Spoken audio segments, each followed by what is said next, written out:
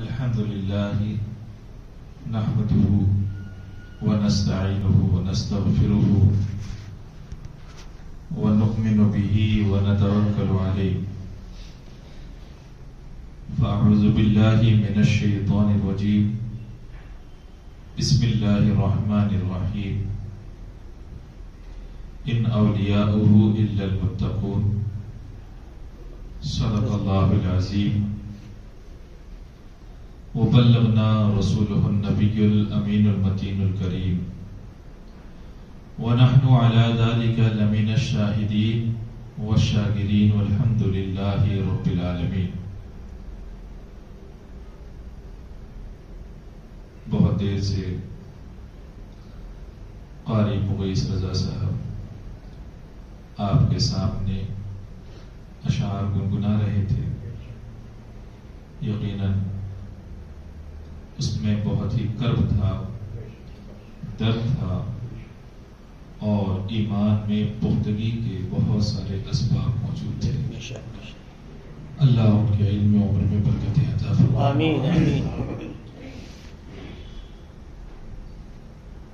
اس سے پہلے کہ کچھ عرض و معروض کا سلسلہ شروع ہو، آئیے ہم اور آپ مل کر کے نہایت ہی عقیدت و محبت کے ساتھ دل کی اتھاہ گہرائیوں سے نبی پاک جناب احمد مصطفیٰ محمد مصطفیٰ روحی فدا صلی اللہ تعالی علیہ وسلم کے دربار گوہربار میں با آواز بلند درود پاک پیش فرما لیں. اللہم صلی علی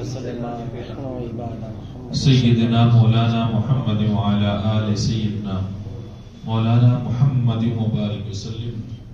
صلو علیہ صلاۃ و سلام علیک یا رسول اللہ صلی اللہ تعالی علیہ وسلم. تیری سرکار میں لاتا ہے رضا اس کو شفیع جو میرا غوث ہے اور لاڈلا بیٹا تیرا. آپ حضرات مسلسل 4 دنوں سے اولیاء اللہ کا ذکر اور خاص طور سے غوث پاک رضی اللہ تعالیٰ عنہ کا ذکر یہ سماعت فرماتے آ رہے ہیں.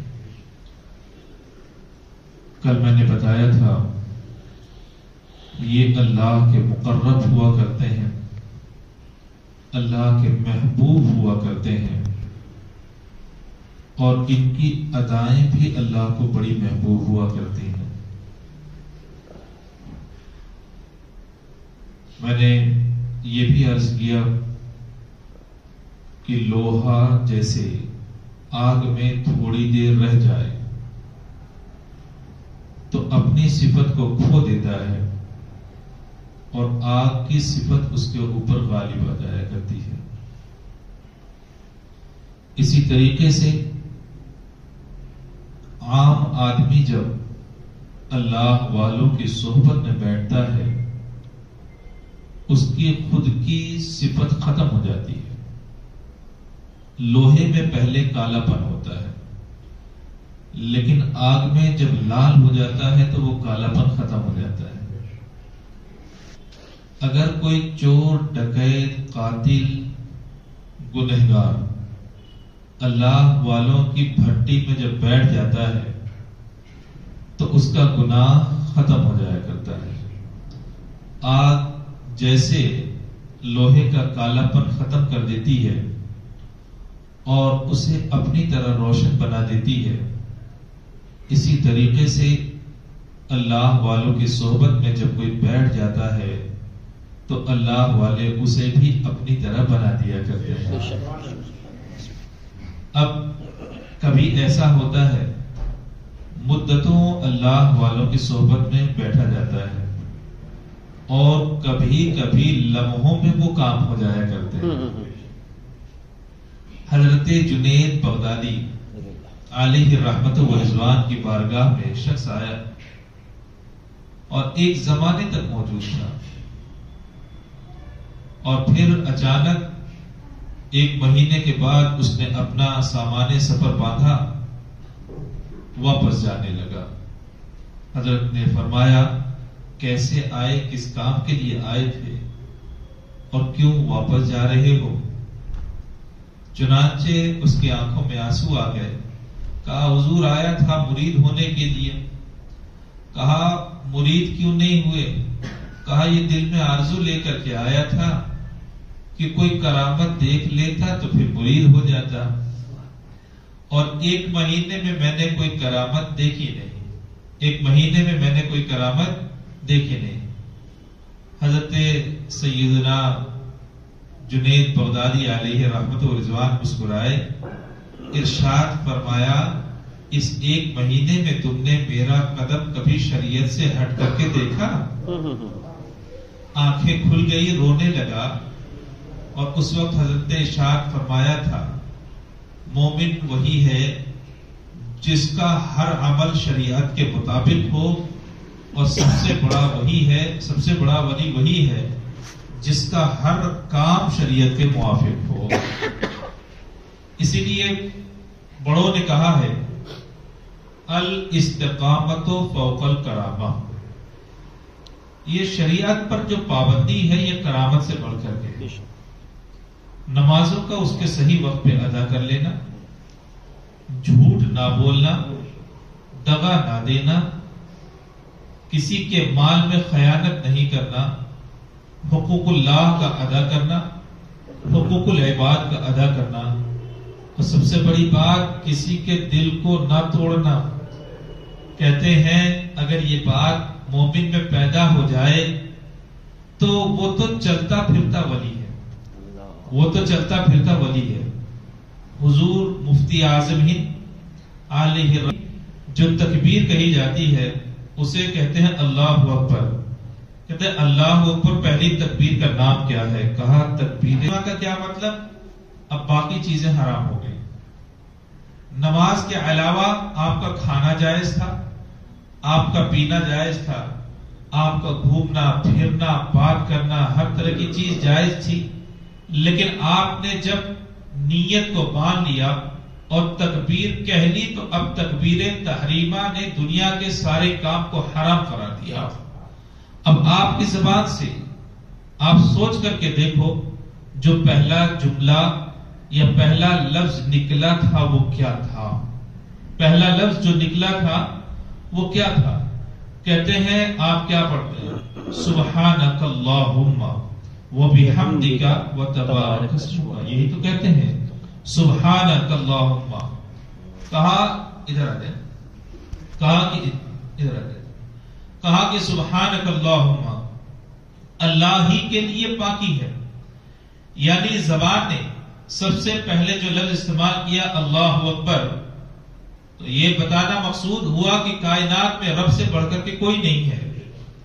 اور جب دنیا کا ہر کام اپنے اوپر حرام ہو گیا تو ابھی اس زبان نے یہ کہنا شروع کیا کہ ساری پاکی جو ہے وہ رب العزت کے لیے ہے. ساری پاکی کہتے ہیں ساری قوت ساری طاقت وہ اللہ رب العزت کے لیے ہے. پھر آپ غور کر کے دیکھو ثنا کے بعد آپ کیا پڑھتے ہو؟ قرآن کی ایک ہی سورت ہے جسے آپ ہر رکعت میں پڑھتے ہو, سورہ فاتحہ کہتے ہیں نا. پہلی آیت کیا ہے؟ الحمدللہ رب العالمین. تمام تعریف رب دو جہاں کے لیے ہے, سارے عالم کے پالنہار کے لیے ہے.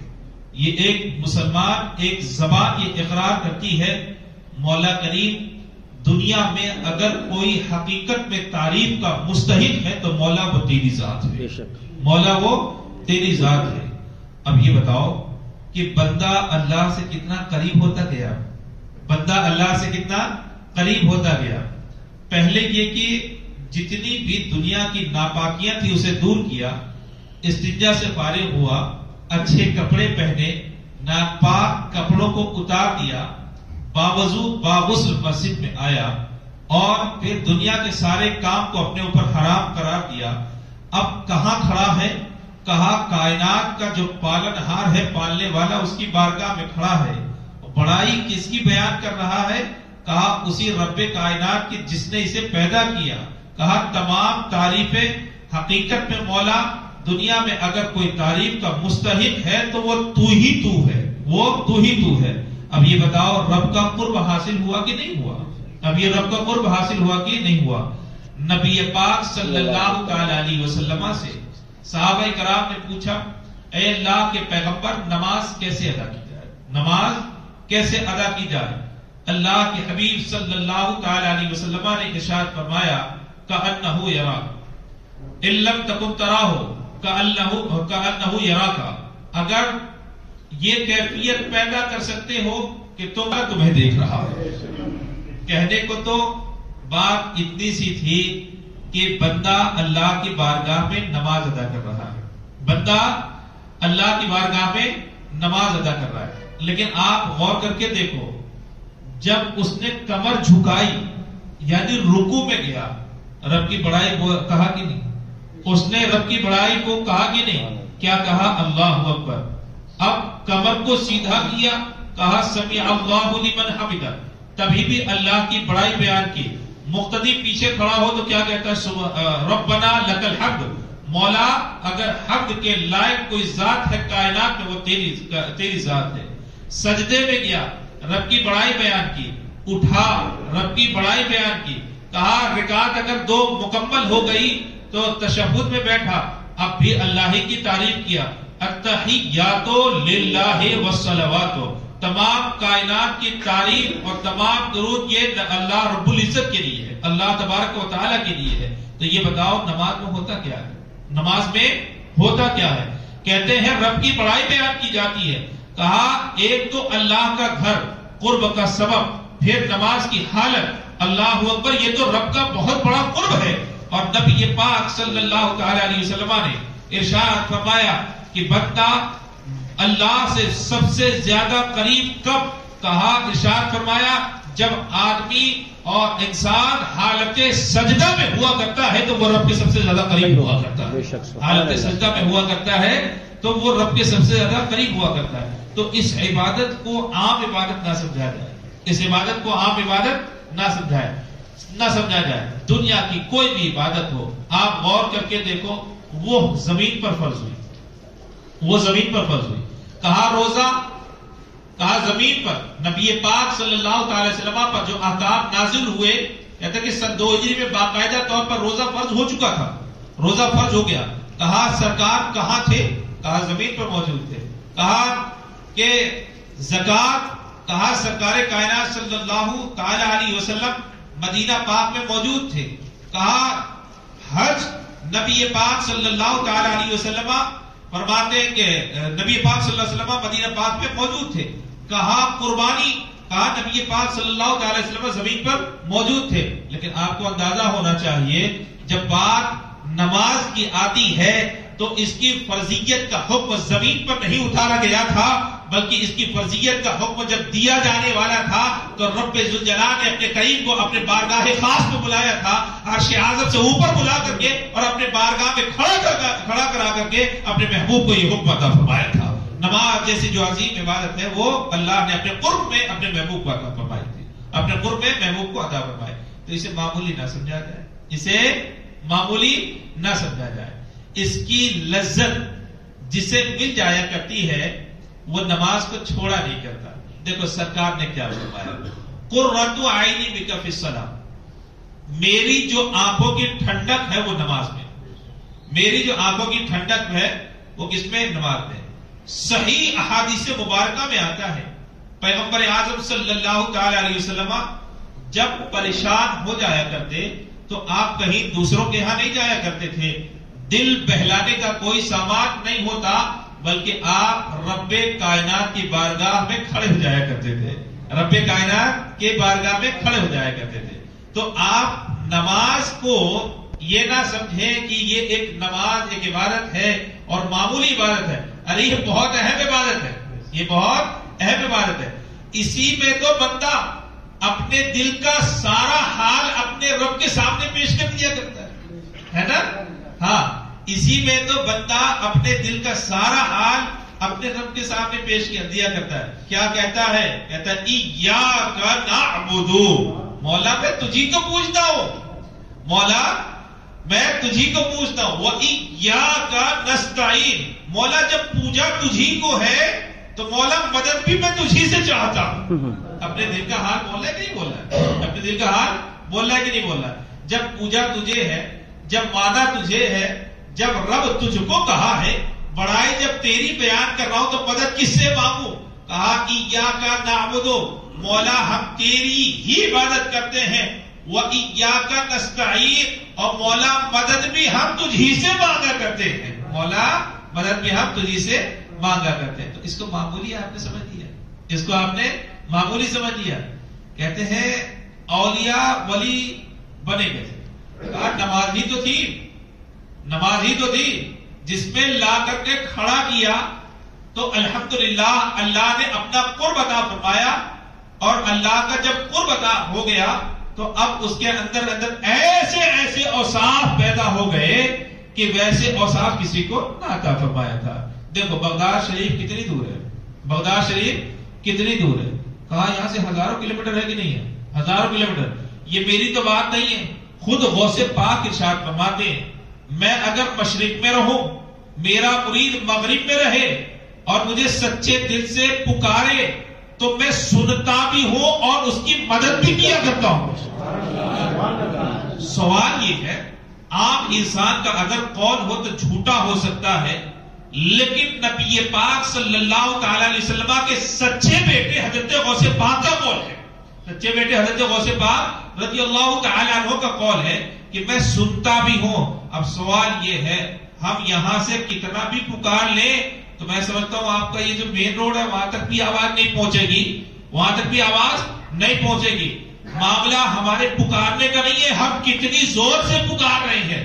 معاملہ تو ہے کہ رات کے اندھیرے میں بھی کوئی بولتا ہے تو وہ ویسے ہی سن لیا کرتے ہیں جیسے کہ عام انسان سنا کرتا ہے. اس سے بات اتنی نہیں ہے، اور صرف بات اتنی سی تو ہے نہیں کہ وہ صرف سن لیا کرتے ہیں.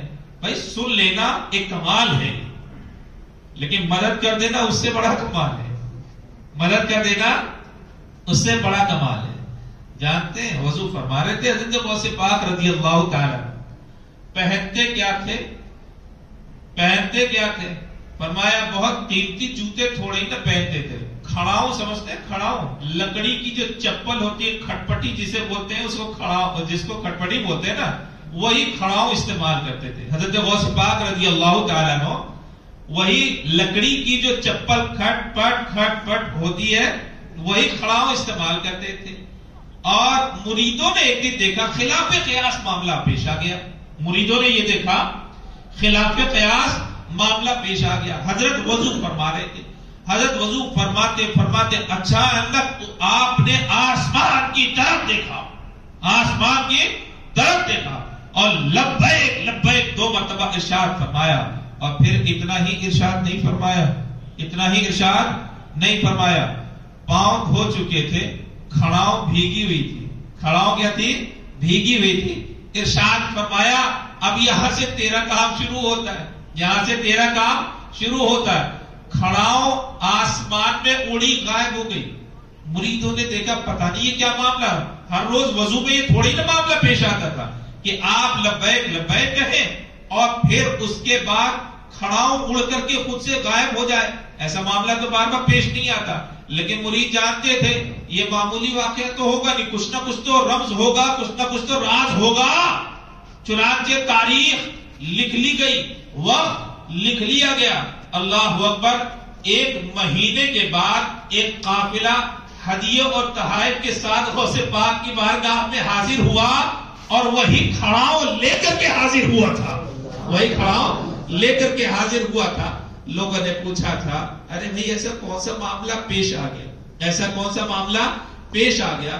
قافلے والوں نے جواب دیا تھا سنو معاملہ یہ ہے، جنگل سے ہم گزر رہے تھے، ہمارے قافلے پر ڈاکوؤں نے حملہ کر دیا تھا، بہتوں کو زخمی بھی کر دیا تھا اور قتل کرنے کے قریب تھے. جب ہم کو لگا کہ اب بچنے کی کوئی صورت نہیں ہے، اسی قافلے میں حضرت غوث پاک کا ایک مرید بھی تھا.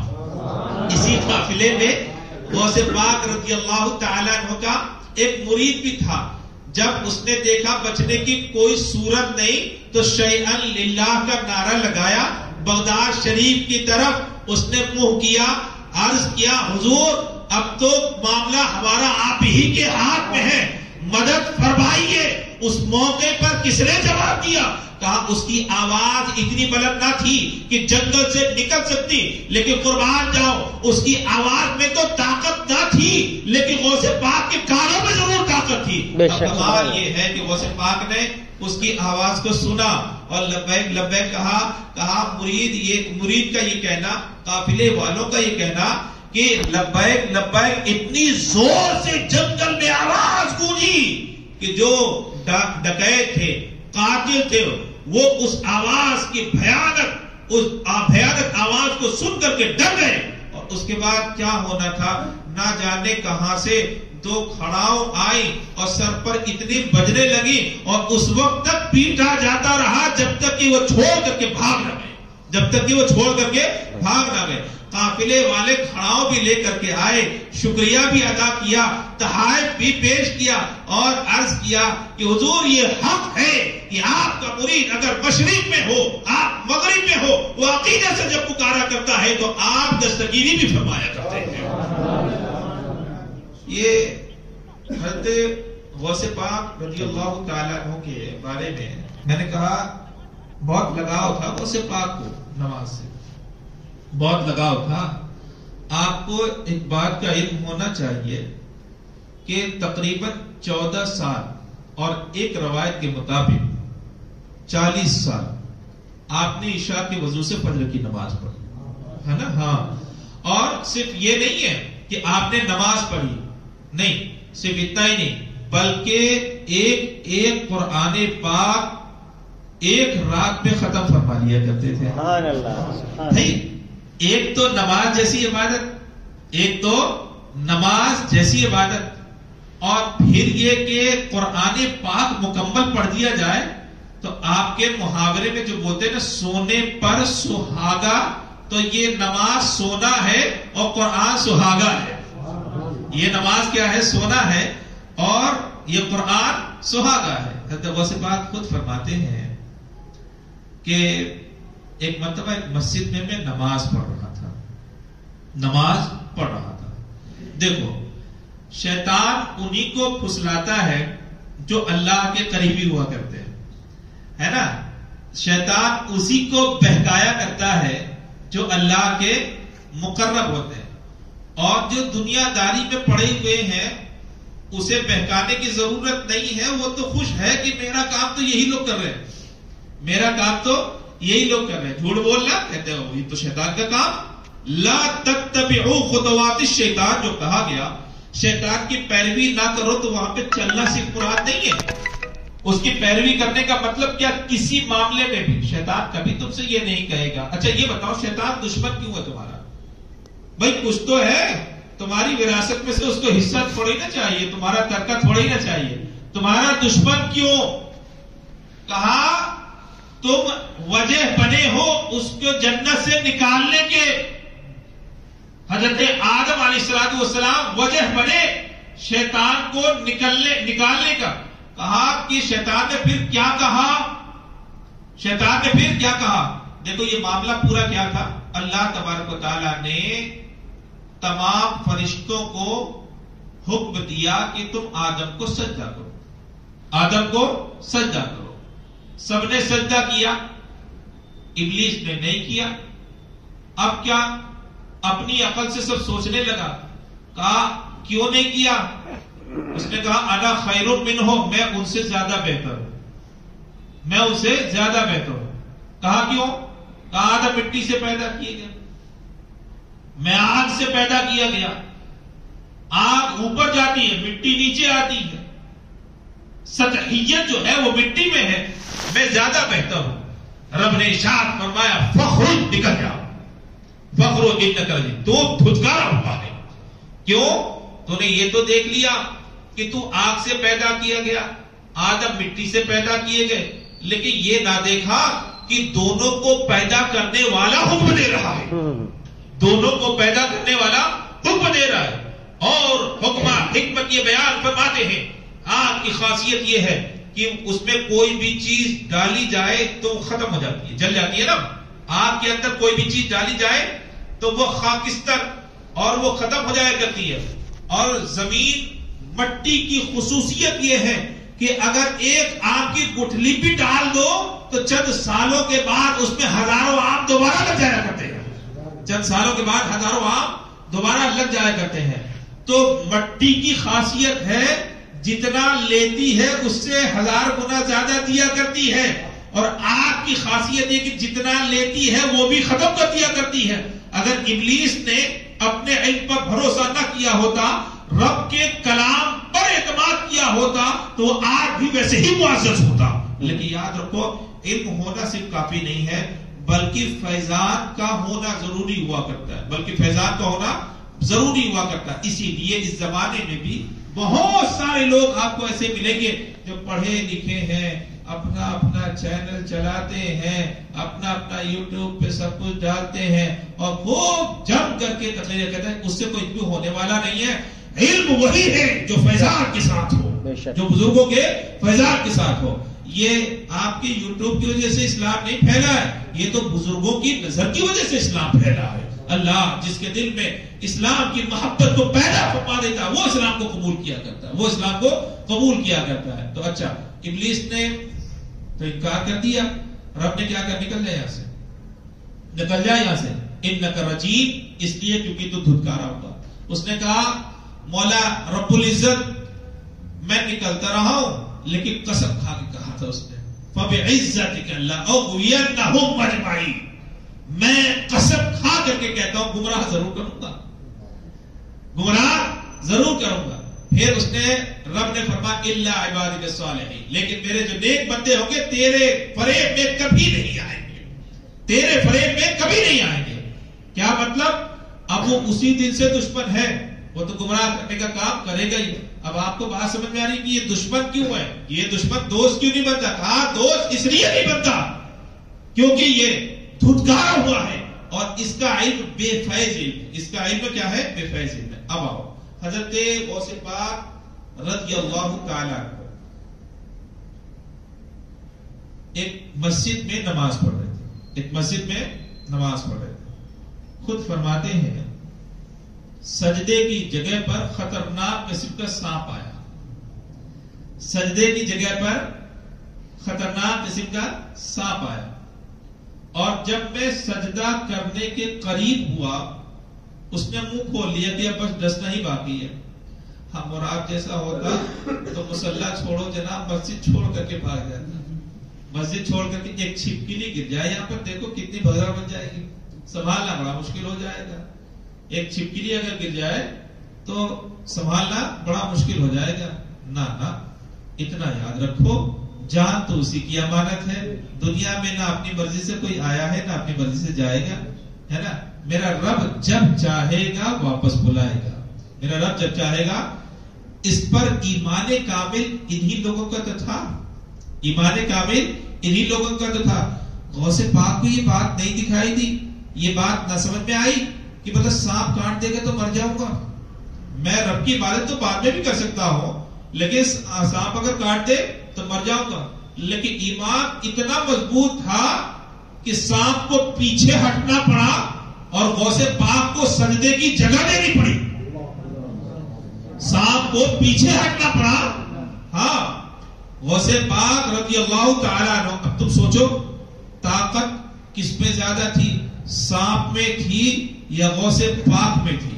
کہا غوث پاک میں تھی تبھی تو ہٹا, لیکن اپنی شرارت سے باز نہیں آیا, اپنی شرارت سے باز نہیں آیا. کہتے ہیں وہ پیچھے تو ہٹ گیا, لیکن غوث پاک نے جیسے ہی سجدہ کیا وہ ایک آستین میں گھس گیا, ایک آستین میں گھس گیا. ہمارے یہاں ایک آستین میں کچھ بھی گھس جائے تو اٹھا پٹک شروع ہو جائے گی, اٹھا پٹک شروع ہو جائے گی. لیکن ان کی توجہ اس کی طرف تھوڑی نہ کہ کون گھس رہا ہے اور کون نکل رہا ہے.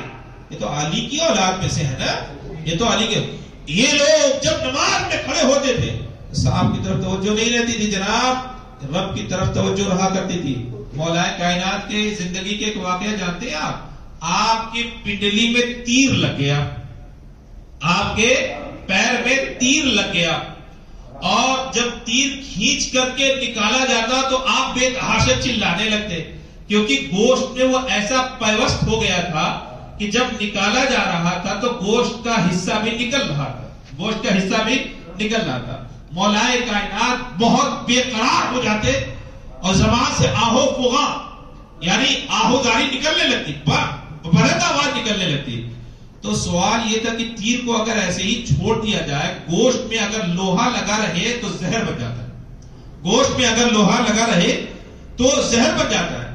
اب اگر تیر کو چھوڑ دیا جائے تو کہتے مولائے کائنات یہ ہلاک ہو جائیں گے، اور اگر نہ چھوڑا جائے تو نکالنے دے رہے ہیں، نکالنے دے رہے، بے تحاشا درد ہو رہا ہے. تب اس وقت صحابہ کرام نے مشورہ دیا تھا، اچھا ٹھیک ہے کوئی بات نہیں، ایک وقت نماز تو آنے دو، مولائے کائنات کو کھڑے تو ہو جانے دو، جب وہ حالت نماز میں کھڑے ہو اس وقت تیر کھینچ کر کے نکال لیں گے، اس وقت ان کو خبر بھی نہ ہو پائے گی، ان کو خبر بھی نہ ہو پائے گی. تاریخ اس بات کی گواہ ہے، مولائے کائنات جب نماز کے لیے کھڑے ہوئے، تیر کھینچ کر کے نکالا گیا، تیر بھی نکلا، گوشت کا لتھڑا بھی نکلا، تو بتاؤ درد نہیں ہوا تھا؟ جی ہاں، پہلے بھی درد ہوا تھا، اب بھی درد ہوا، لیکن کمال یہ ہے کہ رب کی خشیت میں ایسے ڈوبے ہوئے تھے کہ تیر کب نکالا گیا ان کو احساس تک نہ ہو سکا. تو احساس تک نہ، تو توجہ کدھر ہوتی ہے؟ رب کی طرف ہوتی ہے، رب کی طرف توجہ ہوتی ہے. حضرت غوث پاک کی توجہ کدھر تھی؟ کہاں؟ رب کی طرف تھی. سجدے سے تو ہٹ گیا وہ سام، لیکن ایک آستین میں گھس گیا، کہا پھر اس کے بعد دوسرے آستین سے نکلا، یعنی پورا سرکل کا چکر لگا کر کے آیا، ایک بار پورا طواف ہو گیا، گھوم کر کے آیا، پھر ڈرانے کے لیے دوسرے آستین میں گھسا اور پہلے آستین کی طرف سے نکل کر کے آیا، بہت ڈرانے کی کوشش کی، لیکن غوث پاک رضی اللہ تعالی عنہ کی توجہ رب کی طرف تھی، اس کی طرف نہیں، اس کی طرف نہیں تھی. آپ جانتے ہیں اسی مقام پر حضرت غوث پاک رضی اللہ تعالی عنہ جب دوسرے دن نماز کے لیے کھڑے ہوئے، ایک بوڑھے کو کنارے کھڑا ہوا پایا، اور اس بوڑھے نے کہا حضور میں وہی جنات ہوں جو کل سانپ کی شکل میں آیا تھا، سانپ کی شکل میں آیا تھا. کہا بہکایا کیوں؟ کہا آپ سے پہلے بہت سارے لوگوں کو بہکا چکا ہوں، آپ سے پہلے بہت سارے لوگوں کو بہکا چکا ہوں. کہا مجھے، کہا حضور آپ پر یہ جادو نہ چل سکا، آپ پر یہ جادو نہ چل سکا. اچھا یہ بتاؤ کہ وہ جو جن آیا تھا وہ بہکانے کے لیے آیا تھا نا، ڈرانے کے لیے آیا تھا نا؟ کتنی دیر صحبت میں رہا غوث پاک؟ جتنی دیر نماز پڑھتے رہے اتنی دیر صحبت میں رہا. کہتے دوسرے دن جب حاضر آیا تو غوث پاک نے پوچھا اب؟ کہا حضور آج جو آیا ہو وہ بہکانے کے لیے نہیں بلکہ راہ راست پر آ جانے کے لیے آیا ہوں، میری توبہ قبول فرما لے، آپ کے دستے حق پرست پر میں توبہ کرتا ہوں. اور پھر غوث پاک نے کلمہ پڑھا کر کے اس جن کو بھی مسلمان بنا دیا. سبحان اللہ. آیا تھا ان کو بہکانے کے لیے. میں نے کہا نا آگ اپنا اثر دکھاتی ہے، آگ اپنا اثر دکھاتی ہے. آیا تھا ان کو بہکانے کے لیے کہ ان کو بہکا کر کے اپنے ہاں لے کر کے چلا جائے گا، وہ اپنے ہاں چھوڑ کر کے ہمیشہ غوث پاک کے ہاں آ گیا، ہمیشہ غوث پاک کے ہاں کے لیے آ گیا. تو صحبتیں اثر کرتی ہے اگرچہ کسی نیت سے جایا جائے. غوث پاک کا ایک واقعہ آپ نے اور بھی سنا ہوگا کہ ایک چور تھا، ہے نا، بغداد میں رہا کرتا تھا، گھر میں نہیں گیا تھا، وہ بہت غریب تھا. غوث پاک رضی اللہ تعالیٰ عنہ کا ایک زمانہ ایسا تھا کہ ایک لباس میں آپ 40 دن بھی رہا کرتے تھے. ہاں یہ وہ زمانہ تھا جب آپ علم کو حاصل کر رہے تھے، آپ علم کو حاصل کر رہے تھے، اور اللہ نے وہ زمانہ بھی عطا فرمایا کہ ایک دن میں آپ 40 لباس بھی تبدیل فرمایا کرتے تھے. ایک دن میں 40 لباس بھی تبدیل فرمایا. اور یہ وہ لباس ہوتا تھا جو بادشاہوں کو بھی نہیں ملتا تھا، اتنا قیمتی لباس ہوا کرتا تھا، بادشاہوں کو بھی نہیں ملتا. چور کے دماغ میں یہ بات آئی، کوئی کام نہ مل سکا، حضرت غوث پاک کو بازار سے گزرتا ہوا اس نے دیکھا تو اس کے دماغ میں بات ہے اگر ایک بھی جبہ چرانے میں کامیاب ہو گئے ساری زندگی بیچ کر کے کھاؤں گا تبھی بھی قیمت ختم نہ ہوگی. لیکن سوال یہ تھا کہ جب بھی غوث پاک چلا کرتے تھے لوگوں کا ایک ازدحام ہوتا تھا, ایک بھیڑ ہوا کرتی تھی غوث پاک رضی اللہ تعالیٰ عنہ کے ساتھ. اس دوران جبہ چرانا ممکن نہ تھا, مار کھانا ضرور ممکن تھا. ظاہر سی بات ہے ہاتھ ڈالتا تو مار کھاتا. غوث پاک رضی اللہ تعالیٰ عنہ کی طرف دیکھتا رہا اور پھر دماغ نے طے کیا کہ نہیں, محفل میں نہیں, جب تنہائی میں کہیں جائیں گے تو یہ جبہ تو ہم چرا ہی لیں گے. کئی دنوں تک پیچھا کرتا رہا. اس کو یہ بات سمجھ میں آئی کہ رات کے ایک حصے میں غوث پاک جنگل میں جا کر کے بھی عبادت کیا کرتے ہیں. جنگل وہ مقام ہے جہاں لوگوں کی بھیڑ نہیں رہا کرتی, جہاں لوگوں کی بھیڑ نہیں رہا کرتی. یہی وہ مقام ہے, نماز میں مشغول ہوں گے اور میں جبہ چرا کر کے بھاگ جاؤں گا, جبہ چرا کر کے بھاگ جاؤں گا. وہاں مجھے کوئی پکڑنے والا بھی نہ ہوگا, وہاں مجھے کوئی پکڑنے والا بھی نہ, مارنے والا بھی نہ ہوگا, پیٹنے والا بھی نہ ہوگا. ساری پلاننگ تیار ہو گئی. شام جیسے ہی وہ غوث پاک چلے تو یہ بھی پیچھے پیچھے چلنے لگا, یہ بھی پیچھے پیچھے چلنے لگا. جب تنہائی میں پہنچے اور غوث پاک نے چاہا کہ نماز کو شروع کرے, اللہ اکبر, چور نے پیچھے سے آپ کا دامن پکڑ لیا, آپ کا دامن پکڑ لیا. جانتے ہیں غوث پاک نے آسمان کی طرف سر اٹھایا, رب کی بارگاہ میں عرض کیا مولا رب العزت جب دامن پکڑ ہی لیا ہے تو مضبوطی بھی عطا فرما دے. بھائی چھوٹے موٹے لوگوں کا دامن تھوڑے ہی نا, پیرانے پیر کا, پیر نہیں پیرانے پیر یعنی بڑے پیر, سب سے بڑے پیر کا دامن پکڑا. مولا جب پکڑ ہی لیا ہے تو اب اتنی مضبوطی عطا فرما دے کہ کبھی دامن چھوٹنے نہ پائے, کبھی دامن چھوٹنے نہ پائے. کمال ہے. غوث پاک رضی اللہ تعالیٰ عنہ نے عرض کیا, رب نے ارشاد فرمایا میرے لاڈلے جب تم نے کہی دیا ہے تو ہم نے قبول بھی کر لیا, ہم نے قبول بھی کر لیا. ارشاد عرض کرتے ہیں مولا اس کے گناہوں کو معاف فرما دے. ندائی معاف کر دیا. اب غوث پاک نے آخری دعا کی, مولا اسے اقطاب کی صف میں شامل فرما دے. ندا آئی کہ لاڈلے تیری ہر دعا کو ہم نے قبول کر لیا, ہر دعا کو ہم نے قبول کیا. بتاؤ کتنی دیر صحبت میں رہے, کتنی دیر صحبت میں رہے. کہا لمحے بھری تو صحبت میں رہے. اسی لیے ہم اولیاء اللہ کی بارگاہ میں جاتے ہیں, نہ جانے ان کی فیضان بھری نظر ہم پر کب پڑ جائے, نہ جانے فیضان بھری نظر ہم پر کب پڑ جائے.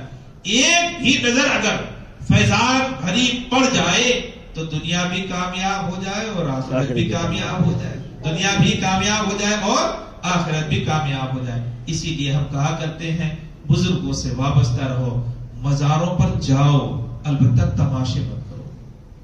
مزاروں پر جاؤ تماشے کرنے کے لیے نہیں. دیکھو وہاں پہ کچھ تماشے بھی ہوتے ہیں, کھلے لفظوں میں بول رہا ہوں. وہاں قبر کا طواف نہیں ہو سکتا, یہ غلط ہے. طواف صرف خانہ کعبہ کا ہوتا ہے, طواف صرف خانہ کعبہ کا ہوتا ہے. وہاں پہ لوگ سجدے بھی کرتے ہیں. سجدہ ہی کرنا ہے تو رب کی بارگاہ میں آؤ نا, سجدہ ہی کرنا ہے تو رب کی بارگاہ میں آؤ, رب کی بارگاہ میں سجدہ. کیا صحابہ نے سرکار کو سجدہ کیا؟ جب انہوں نے نہیں کیا تو ہم کون ہوتے, ہم کون ہوتے. سرکار نے منع فرمایا. تو وہاں پر یہ جو کام ہوتے سجدے بھی لوگ کرتے ہیں, ہے نا, کہتے پیشانی مت جھکائیے, پیشانی مت جھکائیے. ہاں چادر کو ضرورت چومنے کی اجازت ہے, ضرورت چومنے کی اجازت ہے. کہتے السلام علیکم کہہ کر کے سیدھا پاؤں اندر داخل کریں, السلام علیکم کہہ کر کے سیدھا پاؤں اندر داخل. حالانکہ یہ طریقہ بیان فرمایا, ٹھیک. اور سلام کرنے کے بعد تھوڑی دیر رک جائے اور یہ تصور کرے کہ میں اجازت لے رہا ہوں کہ اندر آؤں یا نہ. طریقہ تو یہی ہے نا, طریقہ یہی کہ پہلے سلام کیا جائے اور اس کے بعد اجازت لی جائے, اس کے بعد اجازت لی جائے. تو دل میں تصور کرے کہ میں اجازت لے رہا ہوں اور اس کے بعد آگے جائے. کہا کھڑا کہاں ہو, کہا ان کے مواجہ کی طرف, یعنی جس طرف منہ ہوا کرتا ہے, بہت قریب بھی نہیں بہت دور بھی نہیں. اگر آپ کے قریبی ہیں کوئی رشتہ دار اللہ نے ان کو بزرگی عطا فرمائی تھی، آپ قریب سے قریب مقام پر کھڑے ہو سکتے ہیں، ورنہ اتنی دور کھڑے ہوں کہ جس سے ادب کا معاملہ بالکل باقی رہے، ادب کا معاملہ بالکل باقی رہے۔ اب وہاں پر کھڑے ہو کر کے جتنا آپ پڑھ سکتے ہو پڑھیے، قرآن پاک پڑھنے کی اجازت ہے، کلمہ طیبہ پڑھنے کی اجازت ہے، ہر کلمہ پڑھنے کی اجازت ہے، وظائف جو پڑھ سکتے ہو پڑھیے، سب کیجیے، سب کیجیے، لیکن طواف مت کیجیے، ہے نا۔ بعض لوگوں کو دیکھا گیا تالے لگا کر کے آتے ہیں، تالے لگا کر کے آتے ہیں، اور کیا ہے دھاگا باندھ کر کے آتے ہیں، اور یہ چوڑی بھی بتا رہے مولانا کی چوڑی بھی رکھ کر کے آتے ہیں۔ یہ بتاؤ اللہ نے جب انہیں اتنی قوت عطا فرمائی تو کیا آپ کے تالے مالے کے محتاج ہیں؟ آپ کے کیا وہ چوڑیوں کے اور دھاگے وغیرہ کے محتاج ہیں؟ جی نہیں، اللہ نے انہیں وہ قوت عطا فرمائی ہے، اور ان کا رشتہ جو ہم سے قائم کیا، ہمارا رشتہ جو ان سے قائم ہے وہ دل سے ہوا کرتا ہے، وہ دل سے ہوا کرتا ہے۔ میں نے بتایا نا، ہمارے بولنے میں وہ قوت نہیں ہے، لیکن اللہ نے ان کے کانوں میں وہ سماعت ایسی عطا فرمائی ہے کہ آدمی کہیں سے بھی پکارتا ہے وہ سن لیا کرتے، وہ کہیں سے بھی پکارتا ہے سن لیا کرتے۔ اس لیے یاد دلانے کے لیے تالا، چابی اور یہ دھاگے ماگے یہ سب بالکل ہے۔ اور خاص طور سے سن لیں، مزارات کے اندر عورتیں نہ جائیں، مزارات کے اندر عورتیں نہ جائیں۔ ہاں کہتے ہیں کہ مزار کے لیے نکلنا ہی ان کے لیے درست نہیں، مزار شریف کے لیے نکلنا ہی درست ہے۔ ہاں اگر شوہر سفر میں ہو تو وہ یہ نیت کر سکتی ہے کہ میں سفر میں اس کے ساتھ جا رہی ہوں، لیکن مزار شریف کی نیت تو وہ ہرگز نہیں کرے گی۔ تو وہاں پہ جو تماشے ہوتے ہیں وہ تماشا کرنے کی ضرورت نہیں ہے۔ میں نے بعض لوگوں کو یہ بھی دیکھا کہ انڈے پر پتہ نہیں اتارا کیا کرتے ہیں، اور پھر بولتے ہیں کہ اس کو لے جا کر کے کہیں راستے میں پھینک دینا، انڈا رزق ہے۔ سن لے بات، اور اگر آپ نے اس کو ضائع کیا رب قیامت میں مواخذہ فرمائے گا، اس کے پیدا کیے ہوئے رزق کو تم نے ضائع کیسے کیا، اس کے پیدا کیے ہوئے رزق کو تم نے، کون ہوتے ہو تم اس کے رزق کو ضائع کرنے والے؟ کہتے ہیں اتارا چڑھاوا یہ سب بند کرو، یہ ساری چیزیں بند کرو۔ ہاں مزار شریف پر پھول چڑھانا یقیناً مستحب عمل ہے، پھول عبادت کیا کرتے، پھول عبادت کیا کرتے، کہتے ہیں رحمتوں کا سبب ہوا کرتے ہیں پھول جو ہے، کہتے ہیں اس کی اجازت ہے، چادروں کی بھی اجازت ہے۔ ہاں اچھا، بعض لوگ جھنڈا وغیرہ بھی کرتے ہیں، جھنڈا وغیرہ بھی لگاتے ہیں، تو اگر اس نیت سے آپ لگا رہے ہیں کہ غوث پاک کی روح یہیں پہ آتی ہے تو غلط ہے، یہ اس نیت سے لگاتے ہیں تو غلط ہے۔ ہاں ایک فاتحہ دینے یا پھر اس طرح کی ایک نشانی کے طور پہ لگا دیں کہ یہاں پہ لوگ فاتحہ ہوتے پڑھیں تو وہ جائز ہوگا، لیکن یہ سمجھنا کہ یہی پر غوث پاک کی روح آتی ہے اور یا اللہ کی روح آتی ہے، غلط ہے۔ اللہ نے ان کو مقید نہیں بنایا، اللہ نے انہیں پوری دنیا میں جانے کی اجازت عطا فرمائی ہے، طاقت عطا فرمائی، وہ جہاں جائیں وہ چلے جائیں، وہ جہاں جائیں وہ چلے جائیں۔ اس لیے جھنڈے کا بھی تصور ختم ہونا چاہیے، جھنڈے کا بھی تصور ختم ہونا چاہیے۔ ہم مزاروں کے قائل ہیں لیکن مزارات پر خرافات کے قائل نہیں ہے۔ قوالی جو ہوتی ہے رات بھر آگ جلائی جاتی ہے، کودا جاتا ہے، تماشے دکھائے جاتے ہیں، یہ سب ناجائز ہے۔ یہ سب کیا ہے؟ یہ سب ناجائز ہے، وہ ساری چیزیں غلط ہے۔ مولانا اعلیٰ حضرت نے صاف سیدھا طریقہ بتایا، آدمی سیدھا پیر رکھے، سلام کرے اور اس تصور کے ساتھ اندر داخل ہو، اس تصور کے ساتھ اندر داخل ہو کہ میں اجازت لے رہا ہوں، اور مزار شریف میں کھڑے ہو کر کے مواجہ کی طرف کھڑے ہو کر کے جو پڑھ سکتا ہے وہ پڑھے۔